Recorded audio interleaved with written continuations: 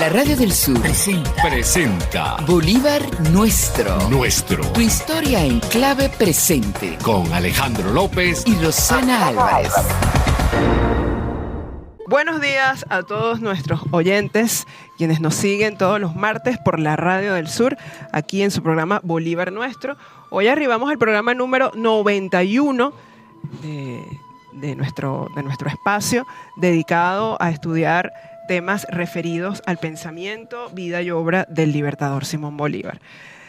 Bolívar Nuestro es una coproducción entre la Radio del Sur y el Centro de Estudios Simón Bolívar. Recordamos nuestras redes sociales: Instagram @centro_S_Bolívar, por X centro_S_Bolívar, y nuestra página web www.cesimonbolivar.com.be. Asimismo, también les recordamos las redes de la Radio del Sur: por Instagram, la Radio del Sur, y la página web www.laradiodelsur.com.be, por donde pueden además escuchar el programa en vivo. Hoy Bolívar Nuestro tiene un invitado, bien interesante, por dedicarse a un tema que venimos tratando en varios programas anteriores, pero hoy estamos seguros que tendremos una perspectiva novedosa. Se trata del profesor Luis Felipe Pellicer, que es historiador, maestro en historia de Latinoamérica, impulsor y militante de la corriente político-historiográfica de la historia insurgente. Y justamente esa es la cualidad y la característica que le da al profesor Pellicer su carácter de novedoso en lo que vamos a conversar el día de hoy. Hoy vamos a estar hablando sobre Bolívar, y el tema de hoy es los afrodescendientes. Cómo Bolívar incluyó en sus documentos, en sus decretos, en su proyecto, en su pensamiento, cómo se expresó esta comunidad afrodescendiente y cómo de alguna manera formó parte de la formación de la República. Bienvenido, profesor Luis Felipe Pellicer, a Bolívar Nuestro.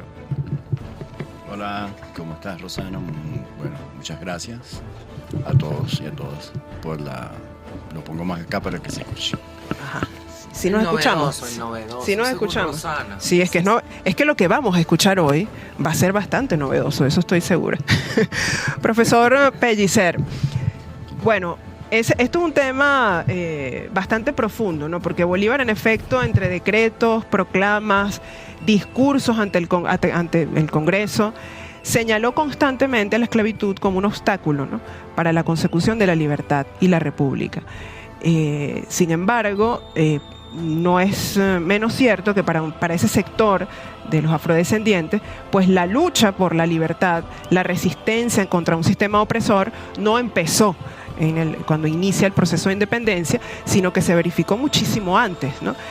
Cuéntenos un poco cómo empieza, cómo llega primero este contingente humano a América y cómo comienza esa resistencia en contra de un sistema opresor que los condenó a una cosa tan terrible como fue la esclavitud. Bueno, fíjate que yo diría que lo primero que deberíamos decir cuando tú hablas de lo novedoso o lo no novedoso que pueda ser la perspectiva desde la que yo abordo la historia de Venezuela y de América Latina en general, no es tan novedosa, realmente tiene mucho que ver con la historiografía marxista. Y tiene que ver mucho con esas nuevas historiografías que han llamado la historia desde abajo, o la historia de los subalternos, etcétera. Solo que fíjate, yo lo que hago hincapié es en una cosa muy importante. Si nosotros decimos que hay un arriba y un abajo, entonces ya tenemos la mitad del camino perdido.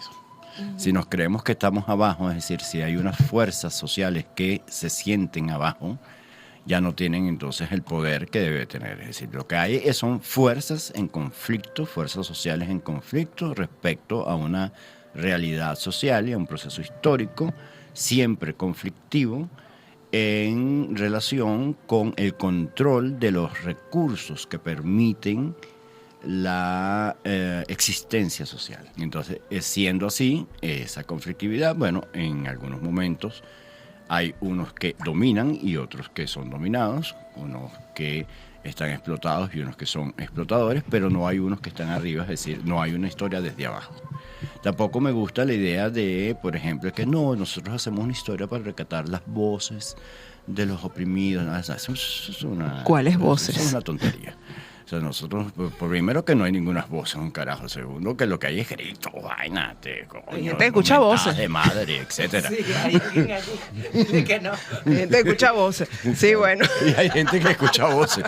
Sí, pero digamos que son unas voces, en todo caso, lo que son, es que te digo, que son unas voces de gritos, es decir, unas voces de insurgencia, unas voces de rebelión, no es una voz ahí que es que nos encanta revisar los archivos de esclavos que están allá en la Academia Nacional de la Historia, en el Archivo General de la Nación, por cierto, donde están entonces los juicios que abrieron algunos de nuestros afro, esclavizados o no, en contra de, por ejemplo, de blancos, porque, por ejemplo, había violado a una de las negras. Entonces estamos rescatando de las voces de las negras que fueron sometidas a...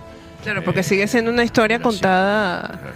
Primero que sigue siendo una historia contada y además una visión paternalista del asunto.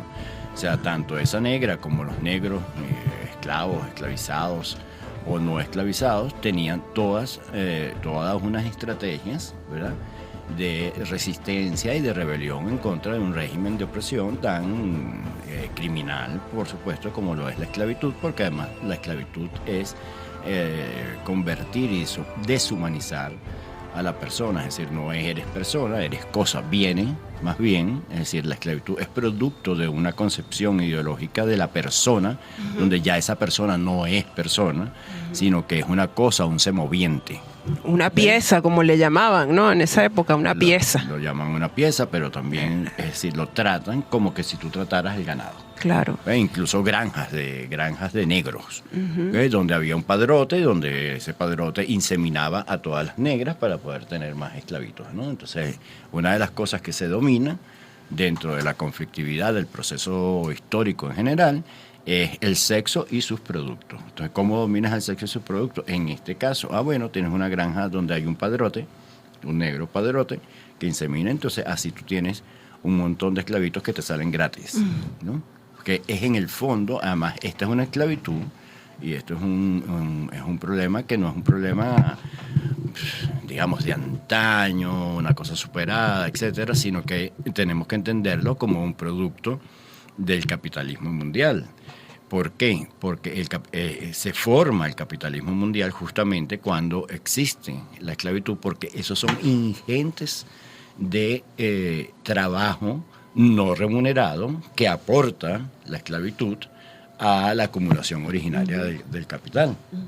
O sea, no es cualquier cosa lo que estamos hablando de más de 80 millones de personas que vinieron forzadamente a América, que trabajaron sin remuneración y que por supuesto produjeron una acumulación originaria de capital con la cual se forma el capitalismo mundial. Entonces no vamos a, digamos, la idea es ver esto en su dimensión histórica, con toda la crueldad que pueda haber dentro de dentro de una institución, una institución, por favor, una forma de explotación tan atroz como es la esclavitud. Eso, pero primero es la ideología que justifica la esclavitud. Sí, después es la esclavitud. Era lo que te quería preguntar. Tú decías hace un rato, lo que pasa es que en breves tenemos que ir a un corte musical. Pero tú decías que no, o sea, que con esos juicios de infidencias y no sé qué, no es contar la historia. Entonces, ¿qué propones para poder contar esa historia invisibilizada? Porque la verdad es que fue invisibilizada y sigue siendo invisibilizada. ¿Tenemos que ir al corte? No. tenemos un minuto. ¿Te puedo dejar esa Bueno, pregunta? No, pero en ese minuto, no, yo no digo que no hagamos eso, es decir, nosotros tenemos que seguir rescatando esa historia, tenemos que seguir viendo dentro de esos, Leyendo entre líneas. de esos documentos, tenemos que seguir narrando esa historia, por supuesto que sí, pero no narrándola desde el punto de vista paternalista, sino narrándola desde el punto de vista de que son fuerzas en conflicto que se están debatiendo por el control de los recursos que garantizan la existencia social. Claro. ¿Verdad? En ese momento le toca a los negros, a los esclavizados, el lugar peor dentro de esa situación, pero también hay una resistencia y una rebelión en contra de esos mecanismos de opresión. Eso tenemos que descubrirlo. Lo importante es descubrir qué es lo que hacían y cómo se organizaba la gente para luchar en contra de los mecanismos de dominación. Porque si no, lo que estamos haciendo es unos cuentos. ¿Entiendes? Ah, claro. Es aprender a leer esos documentos de otra perspectiva. El historiador y profesor Luis Felipe Pellicer, estamos conversando un poco sobre Bolívar y el tema de la esclavitud, ¿no? Hablábamos fuera del aire, le preguntaba a Luis Felipe, bueno, un poco que nos explicara cuándo y cómo llega este sistema esclavista a América, cómo funciona, cuáles son las bases ideológicas que lo sustentan, ¿no? O sea, cómo empieza esa práctica racista que luego Bolívar va a tener que enfrentar al momento de iniciar la lucha por la libertad, ¿no? Cuéntanos un poco de esto, Luis Felipe, por favor. Bueno, fíjate que son grandes contingentes de esclavizados africanos que, primero que no es nuevo, o sea, para África la esclavitud no es nueva. La esclavitud se practicaba en África, sobre todo, digamos, por los pueblos musulmanes en contra de los pueblos negros, y la primera justificación ideológica de eso era de los textos bíblicos, supuestamente de los hijos de Noé, Cam, que vio a su papá que estaba borracho, desnudo, y entonces fue tomado como un abuso. Y Cam quedó maldito y sus hijos quedaron malditos, el linaje de Cam, y esos son el linaje de los negros, ¿no? Entonces eso es una de las justificaciones religiosas, bíblicas, etcétera. A partir de allí, pues, hay una esclavización, pero esa esclavización, tanto la antigua, estamos hablando de Roma, etcétera, tal, pero esta también que es antigua, no es una esclavización que deshumaniza a la persona, sino que sigue siendo un ser humano, es tratado como un ser humano, pero está esclavizado por causas de guerra, ¿verdad?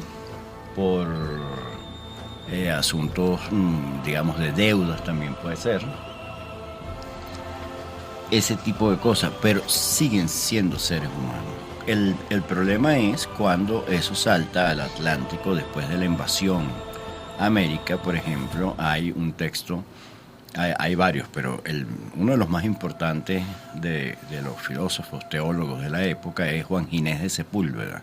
Juan Ginés de Sepúlveda, en 1515, hace un texto que es sobre la guerra justa contra los indígenas. Y entonces, al justificar la guerra, dice que lo bueno debe predominar sobre lo malo, el hombre sobre la mujer, el hombre sobre los niños, el hombre sobre otros hombres pérfidos, negros, etcétera, moros, el hombre, es decir, un texto absolutamente, primero, patriarcal, machista. Sí, tiene están todas las exclusiones. Correcto. Están allí. Toda la interseccionalidad. En 1515. Wow. Eso llega hasta nuestros días. Sí, totalmente. Pero hoy, en plenitud, y uno cree que es una cosa como... No puede ser. Sí, no, sí. No, sí puede ser. O sea, este tipo está hablando de todos los tipos de exclusión. La exclusión etaria. Es decir, por edad, los niños. Coño, ¿cuántos niños no son esclavizados hoy en día? Entonces, claro, se saca un poco los niños del asunto, tal, pero también los niños. Entonces, las mujeres, los niños, los negros, los descendientes de negros, etcétera. Todo lo que no sea hombre blanco. Los moros por religión, los moros, los judíos también son denigrados, son desiguales, etcétera, etcétera. Pero los negros en especial, entonces no solamente es que no son iguales, sino que además de no ser iguales, son inferiores o incluso no son. Es decir, no son seres humanos. Claro. Entonces se justifica, hay toda una justificación ideológica que son todos estos, parte de estos teólogos, parte también de la escuela de Salamanca, que hace toda esa justificación. Por cierto, Bartolomé de las Casas, a quien se le acusa de promover la haber esclavitud, promovido sí. la esclavitud, ciertamente Bartolomé de las Casas dijo en defensa de los indios, por favor lleven unos esclavos porque era lo que estaba más acostumbrado en la época, pero no dijo que los sometieran de una manera en que no fuera humana. Claro. Eso no lo dijo. Y la otra cosa que nadie sabe es que Bartolomé de las Casas, así como escribió una breve relación de la destrucción de las Indias, también escribió una breve relación de la destrucción de África. Y escribió un tratado en contra de la esclavitud. De manera que si el pensamiento moderno opresor que representa Juan Ginés de Sepúlveda, que llega hasta nuestros días, ¿verdad? Existe, también existe el otro pensamiento que también es moderno, que es el de Bartolomé de las Casas, que es la lucha por los derechos humanos. Claro. Ahí empiezan los derechos humanos. Entonces a nosotros no nos van a estar diciendo que nosotros estamos desde una visión anacrónica cuando vemos la cosa de la esclavitud. No, mismo, es que era desde allí. Claro. O sea, desde 1500, desde el siglo XVI, ya eso existía. O sea, yo no estoy cometiendo ningún anacronismo cuando estoy defendiendo, ¿verdad?, la esclavización y cuando estoy en contra del racismo. Claro. Entonces ese racismo se va afincando, se va desarrollando la ideología racista hasta llegar, digamos, al siglo XVIII, donde ya es una ideología prácticamente científica. Sí, ¿no? justificada. Bueno, ¿cómo le decíamos aquí? La limpieza de sangre ya se decía en Sevilla, ¿verdad? En España, en la España cristiana, contra los moros, contra los judíos, tú tenías que demostrar que eras limpio de sangre, es decir, que eras blanco, que no eras judío, que no eras moro, y en América que no eras negro, ni judío, ni moro, ni penitenciado por la Inquisición, ni converso. Entonces, ¿quiénes se llevaban el peor de los platos en el asunto? Precisamente los negros africanos. Ahora, tenemos la ideología también, el mito, de que hay como una triple sinonimia, que es negro, africano, esclavo. Sí, es como lo mismo. O sea, esto es lo mismo. Sinónimo, ¿no? Es como lo mismo, esto sí. es lo mismo que tú buscas el diccionario de historia de Venezuela de la Fundación Polar y tú encuentras blancos criollos, blancos de orilla, pardos, mulatos y aborígenes. ¿Por qué no poner tal? Aborígenes. Ajá, aborígenes. Entonces tú dices, ¿hay negro? No aparece. La voz negro no. O sea, ni siquiera lo definen. Pues no hace falta, porque está bajo el esclavitud. ¿Por qué no? Wow, claro. Así llega. Es esclavitud. Pero fíjate tú que la Es ideología esclavitud. es tan tremenda, Sí. que un grupo, digamos, de historiadores importantes del país, ¿verdad? Yo no estoy diciendo únicamente como una crítica, No, es una observación súper válida, muy claro. importante, porque es una compilación de la historiografía venezolana. ¿Cómo no? Y precisamente por eso es donde tú ves cómo Sí, la donde se ideología, identifican, ¿verdad?, claro. ha penetrado incluso, y eso, bueno, siempre ha sido la historia, ha podido ser un arma también para la ideologización y para la opresión. Y ahí tú lo ves clarísimo, es decir, no tienes que decir negro, porque ¿por qué vas a decir negro si estás tratando de esclavitud? Es esclavitud. Es la esclavitud, o sea, no esclavo. O sea, el negro existe en la medida que fue esclavo. Si no existiera. ¿Ves? Wow. Si no existiera. Ese es uno de los asuntos. ¿Y de qué año es ese libro? Del 90 y pico. No, del 80 y tanto. Ese es el sumum de la historiografía Sí. venezolana del siglo hasta el Yo siglo lo XX. consulto, pero... o sea, No, hay cosas- datos. Sí, claro. No, hay pero ¿de qué datos y año? está muy Quería bien, saber de está qué muy año reciente. es, porque, o sea, es demasiado reciente. Ese Es libro muy no es una cosa... reciente. Creo que es de los 80. Claro, Tuvo la una reedición primera en el 90 y pico. Una reedición. Yo trabajé 10 años Sí, ahí. sí, cómo no. Ciertamente. Bueno, y ¿Cómo te digo? Ese es una de las mitologías, ¿no? Que existe alrededor de eso. Y la otra mitología es que entonces llegan, sí, trajeron forzadamente un contingente grande de esclavos. El contingente más grande de esclavos que trajeron a Venezuela, por lo menos, fue en el siglo XVIII. Es cuando empieza a crecer la población realmente negra y esclava afro del occidente, además de África. Entonces, el mito es, en relación a esto que te estoy diciendo, es que esos esclavos parece que todo el mundo cree que es que los traían y eran, bueno, unas cosas que estaban allí que había que enseñarles, ¿no? No. O sea, aquí no había un INSE para enseñarlo. Un INSES, dices tú. No, aquí no había un INSES para enseñarlo. de la esclavitud. El del INSES. Sí, estos esclavos vamos a enseñarlos a cultivar cacao. A esto nos enseñamos a buscar ganado. No, vale, esos señores sabían, eso no eran ningunos esclavos. Más bien traían conocimiento, eran expertos en cultivo de cacao, expertos en cultivo de caña, y por eso los escogían y por eso los compraban. Claro. ¿Entiendes? Claro. Pero todo el mundo se imagina que eran unos tipos que vinieron a aprender aquí unas cosas. No, o sea, vinieron a traer. Entonces, cuando decimos la cultura negra y tal, la cultura negra, unos tambores. Sí, unos tambores, sí. Unos tambores, o como dice, o como yo he leído que más aparte del aporte, las creencias mágico-religiosas. Eso también es otra cosa. Sí, eso también es otra cosa. Entonces, bueno, imagínate. Bueno, vamos a nuestro... es el primero, es el segundo, es el tercero. Vamos a un corte y regresamos con más de Bolívar Nuestro. No te apartes de nuestra programación. Ya volvemos con más de Bolívar Nuestro. Estamos de regreso con más de Bolívar Nuestro. Bolívar Nuestro. Regresamos con Bolívar Nuestro, hoy hablando con el profesor Luis Felipe Pellicer sobre, hablar un poco sobre Bolívar y también sobre las comunidades afrodescendientes, esa historia de los pueblos afrodescendientes que, lamentablemente han sido relacionados directamente y casi de manera automática con la condición de esclavizados, cuando fue simplemente eso, una condición, una circunstancia que les tocó vivir, ¿no? Un poco viendo desde la perspectiva crítica, no entender como una especie de sinonimia esclavizado, negro, africano, sino comprender pues las complejidades y particularidades que tiene cada uno de esos términos y sus circunstancias. Eso era lo que estábamos conversando un poco antes del corte.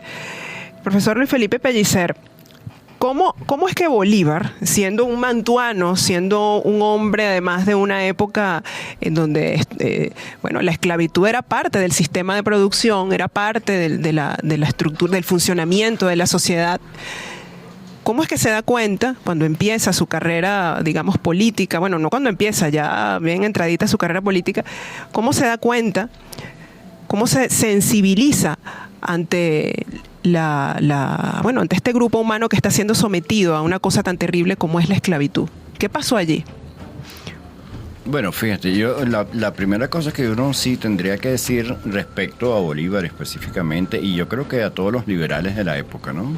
Francisco de Miranda, Juan Germán Rocio. Juan Germán Rocio tiene un discurso antirracista que es una vaina, pero de una actualidad tremenda ahorita, ese discurso antirracista, porque eso que estábamos hablando, Marian,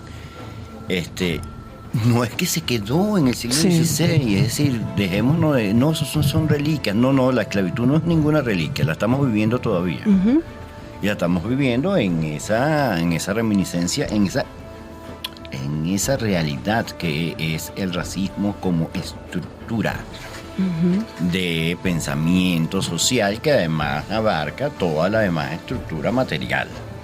O sea, no es una cosa de, porque son prejuicios. No hay ningún prejuicio. Eso no son prejuicios. Si fueran prejuicios, fuera muy fácil eliminarlo. Es toda una estructura que está montada, ¿verdad? Donde, si no fuera así, los países sometidos a colonización y a esclavitud no fueran los más pobres del mundo. Claro. Si no fuera así, los negros no fueran los que rellenaran todas las cárceles desde América del Norte hasta Sudamérica y Brasil.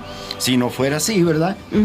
África fuera un país, fuera un continente desarrollado, el África negra. Entonces, o sea, no nos caigamos a Cuba con el asunto. Entonces, claro que los liberales, como liberales al fin, por supuesto que no pueden estar como te digo, consustanciados con un asunto como la esclavitud, porque precisamente ellos son unos luchadores por la libertad, y eso tiene que ver con un régimen económico, simple y llanamente también tiene que ver con un régimen económico que es el régimen capitalista, y el régimen capitalista dice que la fuerza de trabajo tiene que ser una fuerza de trabajo libre para poder contratar en condiciones de igualdad y de libertad entre ellos, ¿verdad? Entre la gente. Ese es el asunto. Entonces, eso resultó ser buena la esclavitud durante el tiempo que duró 300 años en toda América, sobre todo el siglo XVIII, parte del siglo XVII y parte del siglo XVIII, todo el siglo XVIII en Venezuela y poca parte del siglo XIX. Para el siglo XIX, la esclavitud ya no era una cosa rentable en términos económicos. Entonces, por ejemplo, tú ves, hay una solicitud de Páez que le hace el Congreso para que proclame la libertad de los esclavos, y entonces son 2 hojas. La primera hoja es una hoja principista. La libertad es buena, nosotros deberíamos, esto es un oprobio, la esclavitud y tal y tal. La segunda página es una cuenta. Claro. Bien sacada. Esto cuesta esto y esto. Claro. Liberar a los esclavos es más barato. Pero es más barato para el hacendado. Pero estás hablando ahí estás hablando ya después de finalizada la Colombia de Bolívar. Entonces nos devolvemos a Bolívar y nos devolvemos a Bolívar. Ese Bolívar no es un hombre tampoco no es por bondad que lo hace Bolívar. Bolívar lo hace por 2 cosas. Sí. Una, porque, digamos, es un fiel creyente en la abolición de la esclavitud. Es un abolicionista convencido. Lo convenció sobre todo la ayuda que le prestó Petión y la promesa que él mismo le hizo a Petión de liberar a los negros esclavos cuando le solicitó la ayuda y Petión se la concedió. Presidente de Haití. Que él lo iba a hacer. Correcto. ¿Verdad? O sea, es una deuda que incluso tenemos todavía los venezolanos y las venezolanas con Haití. Con Haití. Mira, pero ahorita que estás diciendo eso, recientemente discutíamos, ¿verdad? Justamente tú y yo, que un influencer de Colombia dice que eso es mentira, que Bolívar no era abolicionista nada, que fue solamente de papel, pues como de mentira, de discurso, y que no hizo nada por abolir la esclavitud. No hizo nada. Explícanos qué hizo Bolívar para así lograr la abolición de la esclavitud.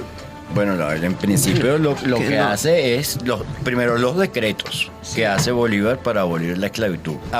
Hace una abolición de la esclavitud a todos aquellos esclavos que se incorporen a las filas realistas. A las filas patriotas, perdón. Bicho. Bueno, eso lo hizo Boy. Eso te iba a decir. Sí. Perdón, eso lo hizo Boy. Ciertamente. Se les prometió también, pero del otro lado, sí. Del otro lado. Pero Bolívar lo hace. Es insólita la cosa, porque sí lo hace, sí se le da la libertad, y después de pasada y digamos, dividida la Gran Colombia, hayamos que quieren someter otra vez a esclavización a los negros que tuvieron su libertad durante la Guerra de Independencia. Una locura. Una locura, bueno, tremenda. Entonces, hace esa abolición, pero además le solicita a los congresos, y al Congreso que máximamente se lo solicita es al Congreso de Angostura, donde pide, como por su vida propia, la libertad de los esclavos, que puede ser una institución, primero, atrasada, y una institución que no da cuenta de un país que quiere de verdad la libertad, la igualdad, la emancipación, la soberanía, etc. Entonces, lo hace como un hombre de convicción, le da la libertad a sus propios esclavos, ¿verdad? De manera que Bolívar, Bolívar era un tipo que no estaba pensando en vainas materiales, ¿no? O sea, Bolívar era el hombre más rico, pues posiblemente de Caracas, en un tiempo que dejó toda la fortuna, o sea, lo que pudo rescatar. ¿Cómo se llama? María Antonia. María Antonia, creo que tú estás loca. Yo iba a decir Juana la loca, no, es María Antonia la loca. María Antonia, tú estás loca. María Antonia tan bella, pobrecita. Sí, mira, Era poquitica. tan bella por ese. No, poquitica no era. No, Nada era de poquitica. Demente. No, tampoco. Tampoco esa esa era. tremenda. Bolívar Sí, tuvo que sí. mandarla a sacar porque ella que venía bobe y entonces ella decía que con ella no se iban a meter porque ella primero era Bolívar y segundo era realista. Y No, estúpida, María Antonia- eres la primera que va a matar. Corta esa Pero cabeza. ella no, pues ella se creía infalible. Claro, entonces definitivamente. Bolívar sí luchó. Y sí luchó por la liberación de los esclavos y sí luchó por la liberación también y por una mejor vida para los indígenas en todo el continente, de manera que esas habladurías, además que sí sacan, es decir, eso sí es un temazo tremendo, ¿no? Que hay muchos youtubers, muchas cosas por ahí que quieren ahora polemizar con la figura de Bolívar porque es que le tienen como rabia a la revolución bolivariana, ¿no? Sí, la Y cosa viene por ahí. Entonces se meten con Bolívar, coño, dejen a Bolívar quieto, métanse con nosotros. Total. Mira, Luis, nos Pero quedamos. nosotros no podemos defender a Bolívar. Bolívar no. Pero para eso estamos Pero nosotros lo defendemos, Sí. pues, nosotros Pero, lo defendemos. mira, efectivamente sí, como tú dices, ¿no? Bolívar insistió muchísimo ante en congresos, el discurso de Angostura, la Constitución de Cúcuta, luego la de Bolivia también, Ajá, sí. pero no pudo, ¿vale? O sea, tuvo demasiada oposición por parte de los esclavistas, pues de los negreros, y que muchos de ellos fueron propietarios de negros que no entendieron, y ahí hubo una cosa... Ajá. Pero no es cualquier cosa, Rosana. Fíjate que es un problema internacional, mundial, global, ¿no? O sea, cuando Haití, por ejemplo, se libera, el problema es global. Imagínate el terror Claro. que siente desde el primer blanco en Norteamérica hasta el último en la Patagonia. El miedo De al que negro. Existan unas repúblicas negras y que Sí. los negros puedan adquirir la libertad. Sí. O sea, el presidente de Estados Unidos trató en ese momento de que eso se acabara lo más pronto posible. Sí. Todavía lo sigue pagando Haití. Sí. Ser la Ujú. primera república libre de la América del Sur. Entonces, que Bolívar hiciera eso también, por supuesto que contradecía porque la economía de Estados Unidos sí estaba fundamentada En el trabajo. en el Sí. trabajo esclavo. Mira, vamos a otro corte musical y cuando regresemos, yo quiero que me hables un poco de una cosa que se llamó Ley de Libertad de Vientres, que fue una forma de medio chucutear allí la cuestión de la libertad de los esclavos. Sí, fue un tema fue un saboteo que le tiraron a Bolívar allí. Estamos de regreso en Bolívar Nuestro, hoy conversando con el profesor Luis Felipe Pellicer sobre Bolívar y la esclavitud, las comunidades que fueron sometidas a este terrible flagelo y contra la cual además Bolívar se pronunció no pocas veces en diferentes proclamas, en diferentes discursos, entre ellos, bueno, el discurso de Angostura. Previo a eso, los decretos de abolición de la esclavitud pronunciados en Carúpano y en Ocumare en 1816, y posteriormente en la Constitución de Bolivia también insistirá, y en la de Cúcuta también se insistirá en la liberación, en la abolición de la esclavitud. Sin embargo, conversábamos que, bueno, fue una batalla ardua, ¿no? Fue difícil lograr que este tema no fuese objeto de saboteo y de negativa por parte de muchos esclavistas que incluso formaban parte del movimiento libertario, pero bueno, unas circunstancias económicas e ideológicas, como nos viene explicando el profesor Pellicer, en donde, bueno, la esclavitud y la condición de inferioridad del negro, bueno, lo sometieron a una situación verdaderamente terrible. Ahora, antes de irnos al corte, Luis Felipe, quería que me comentaras un poco en qué consistió la Ley de Libertad de Vientres, o la Ley de Vientres, que fue lo que se promulgó en 1821, allí en el marco de la Constitución de Cúcuta, para evitar que esa liberación o esa abolición de la esclavitud se diera de manera inmediata. Fue una cosa que la convirtió en un proceso progresivo. Cuéntanos un poco en qué consistía esa ley de vientres y cómo afectó a las comunidades afrodescendientes que estaban luchando por alcanzar pues la libertad en plena guerra de independencia. Bueno, fíjate que hay como, sí, esos retrasos, además retrasos legales, leguleyos, etcétera, del momento, porque en el 19 se hace una de las leyes de manumisión. En esa ley de manumisión lo que dictaba era que el negro esclavizado podía ser o adquirir su libertad a partir de los 18 años. Y después, en 1821, lo que se hace es prolongar el periodo para la liberación. Entonces ya no son 18 años, sino 21 años. Pues con lo cual, entonces tengo un poquito más de años para seguir explotando a esta persona. Y con respecto a la ley de libertad de vientres, era así que toda persona esclavizada, nacida de esclavos, ¿verdad?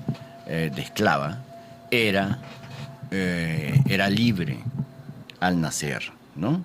Esa es la libertad, eso es lo que significa la libertad de vientre, es decir, que nacías libre, pero nacías libre de una madre esclava.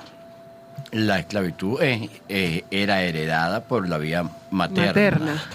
Perfecto, pero entonces, ¿qué ibas a hacer siendo libre por la vía materna si tu mamá seguía siendo esclava y tenías que seguir viviendo en la misma hacienda? Pero es que lo que pasa además durante todo después del siglo XIX, incluso después de la abolición legal de la esclavitud, es que ¿qué va a hacer esa población? Que claro, es una población que está sometida a unas condiciones de trabajo determinadas que sean libres o sean por esclavización, tienes que seguir en esa misma hacienda.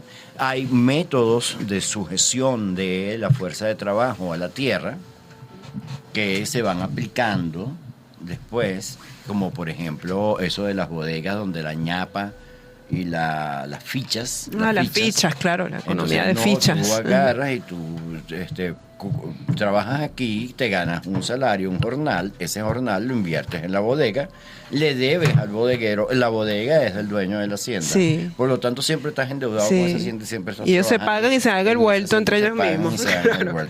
Ajá, pero tenemos que ver también, ¿verdad?, que hay durante todo ese siglo XIX, hay una opinión de parte de los hacendados, de las clases dirigentes, las clases dominantes, que despotrican acerca de los jornaleros, esos jornaleros tramposos que llegan y a una hacienda hacen un contrato con un hacendado y entonces le piden un adelanto y entonces trabajan 2 días y se van para otra provincia y coño, qué bueno, no joda. Es decir, que vaya tan buena.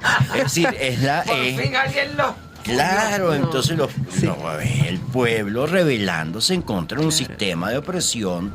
¿Tú sabes hacer sistema de opresión? Yo sé.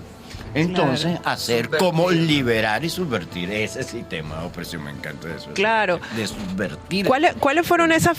Porque uno está muy acostumbrado, Luis, a ver cuáles son las formas de resistencia.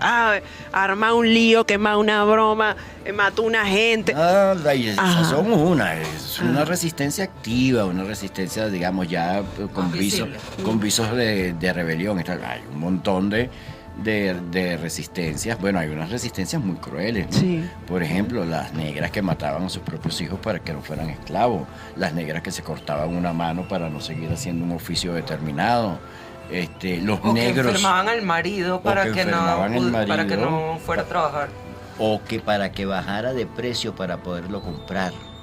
Dale tú.